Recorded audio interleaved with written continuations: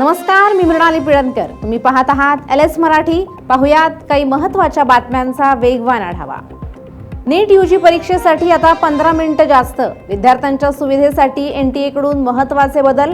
प्रशासकीय प्रक्रियेसाठी लागणारा वेळही समाविष्ट. रफ वर्कसाठी प्रश्नपत्रिकेत अधिक जागा मिळणार. कांदा खरेदी दरात केंद्राकडून वाढ. प्रति किलो 16.50 रुपये. बफर साठा योजनेअंतर्गत नवीन दर आजपासून लागू. वाशिमच्या मालेगाव तालुक्यातील मेडशीसह शिरपूर परिसरात वादळी वाऱ्यासह पावसाची हजेरी.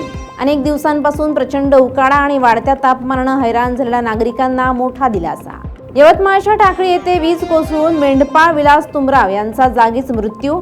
पावसासह वीज कोसळल्यानं त्यांच्यासह कळपातील 13 वकरांचाही मृत्यू. यवतमाळ नगर परिषदेत पूर्व परवानगी न घेता प्रवेश करून काँग्रेस पदाधिकाऱ्यांनी उद्धट भाषेत दमदाटी केल्याचा आरोप.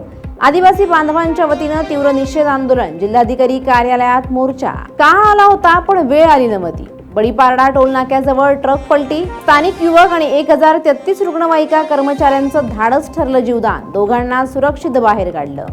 धुळे सुरत महामार्गावरील चिंचपाडाजवळ डंपर आणि पिकअपची भीषण धडक. दोघे गंभीर जखमी. अपघाताचं कारण अद्याप अस्पष्ट. यवतमाळच्या भोयर गावात घराला आग लागून 3 लाख रुपयांचं नुकसान. अग्निशमन दलाकडून आगीवर नियंत्रण. साहित्य, कपडे, जीवनावश्यक वस्तू जळून खाक. साताऱ्यात शाहूपुरी पोलिसांकडून घरफोडीचा गुन्हा उघडकीस. चोरीला गेलेले तब्बल 10,15,000 रुपये किमतीचे सोन्याचे दागिने हस्तगत. ट्रम्प म्हणाले युद्ध संपलं. आठवड्याअखेरीस करार लवकरच. होर्मुझची सामुद्रधुनी सर्वांसाठी खुली होण्याचे संकेत.